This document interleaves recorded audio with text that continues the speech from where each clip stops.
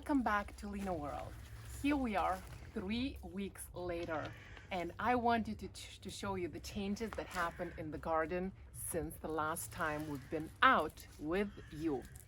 Okay, so the first change I'm going to show you, a very beautiful occurrence in our garden, is the lily, which is blooming in our little pond here. Gorgeous, isn't it? So come on with me and I'll show you a few new addition, changes, growth, whatever has been happening in the garden.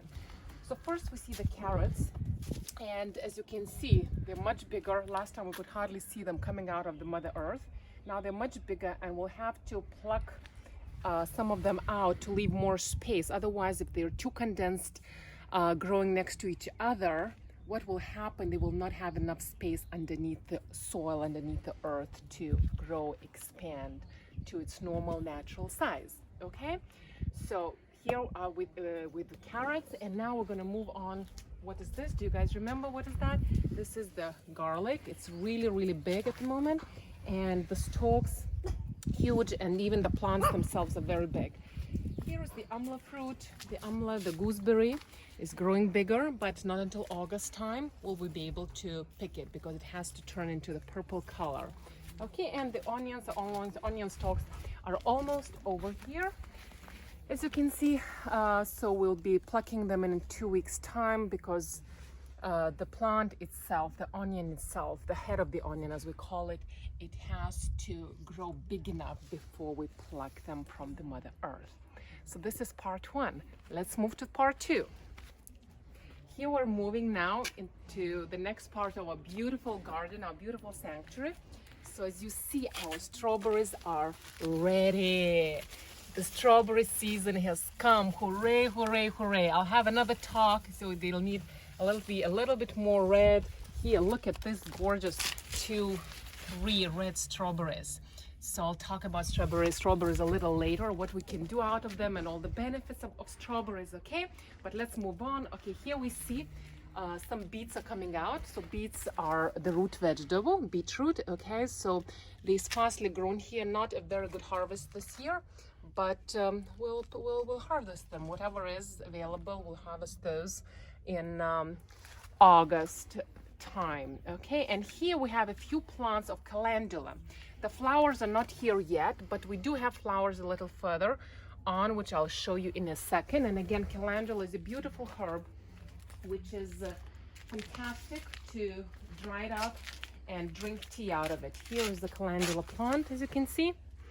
Okay, and I'll talk about the benefits of calendula in a short while. Now, look at this.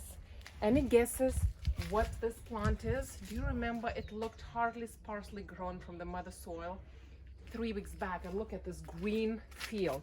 These are potatoes. And these are potato flowers, which are extremely beneficial. They are fighting cancer, and it's traditionally known, if you dry them up, drink tea out of it, boil it, drink every day, it's cancer fighting qualities. Absolutely amazing. Okay, you can read it up on the internet for yourselves, but these flowers, they have to be dried up, and the tea has to be made out of them, and then you drink it regularly, and it has phytocancer properties. Now let's move on. So here we are in the last part of our garden, the glass house. Okay, so let's see what changes happened in the last 3 weeks. Lettuces, they are done. The season of lettuces is over. Okay, they're overgrown. You can still eat them, but they'll be a little bitter now. Okay, they're not as good. So May, early June is the time to eat lettuce. Now they're completely overgrown, already even blooming. So we just leave them as a fertilizer for the time being, but you should not be eating them anymore because they're bitter and they're out of season. Okay, now here we are. These are our beautiful tomatoes, and you can see little tomatoes are coming out, as you can see. So these will be ready in August time. So slowly they are taking their own shape. Beautiful, isn't it? And we tied them up to give them support, that they can grow upwards, okay, that they don't collapse, as if we're giving them the spine. And as I talked to you last time, do you see these random flowers here in the garden?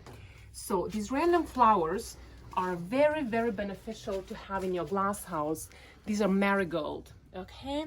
These marigold flowers prevent insects or any worms, from eating up the fruit, what we want to eat. So it prevents from mosquitoes, from flies, from any other harmful insects. And so this marigold flower is very, very good to have in your glass house because it keeps also energetically, it prevents from evil spirits, as they say in India. Okay, and now we'll move on to the last part of the garden. These are, I don't know if you recognize them, these are going to be cucumbers. Again, they come at around the same time as the tomatoes. And these cucumbers, well, again, we'll give them support when they grow high enough. We'll just tie them up a little bit, but I'll show you the changes in another 3 weeks time. And this is holy basil. This is holy basil, okay? These are the cucumber flowers here, okay? Gorgeous, isn't it? So these will turn into cucumbers. You see the little cucumber is coming up. So it's gonna turn into big, large cucumber later, okay? And these are basil flowers, and we have some dill here as well. A beautiful addition to the food. We make some more basil flowers here. So this was the update of the last 3 weeks, what happened within our beautiful garden sanctuary. And I'll meet you guys again in another 3 weeks time, and we'll see what beautiful changes occurred in the Mother Divine Nature, this Mother Earth, in the next 3 weeks. I'll see you in 3 weeks. Welcome to Lina.